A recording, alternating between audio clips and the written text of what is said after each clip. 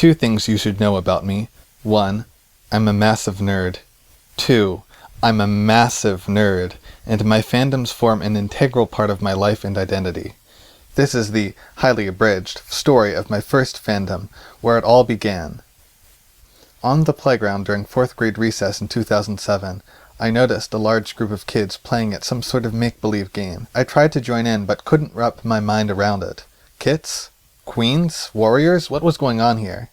I eventually learned that their play was based off of a book series called Warriors, about clans of feral cats in the wilderness. Curious, I checked out the first volume from the library and was immediately confused. I checked out the wrong first book. It's complicated. But they persisted with their playing, and in the December of 2007 I eventually found the correct first book.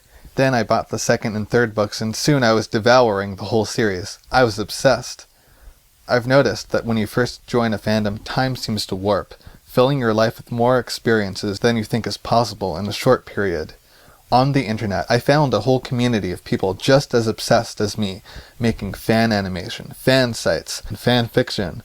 Through the fan animation and the tie-in graphic novels, the fandom would also introduce me to anime and manga, which has now become my current obsession around which I make major life decisions. Digressions aside, starting in 2008, my life increasingly revolved around Warriors, and I needed a creative output for this passion. Unfortunately, I dreamed a little too big. After learning about a one-time event called Warriors Day in the UK, I began having ambitions of creating a Warriors Day, which would essentially be a fan convention, on a grand scale in the US. I also wanted to start an International Warriors fan club.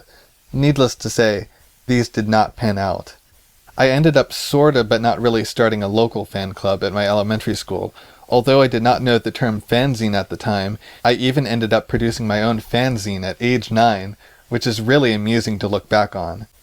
I also wanted to direct a production of one of the official short plays, but the tragedy of the whole affair is, right about when I got into Warriors, other kids started to lose interest, and they were never quite into it as I became. For them, it was a game. For me, it was a livelihood.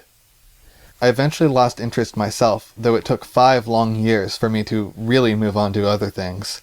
At the twilight of my Warriors fandom, I would start looking for other media to obsess over, and eventually I found a fandom that was even more influential in my life. But that's a story for another time.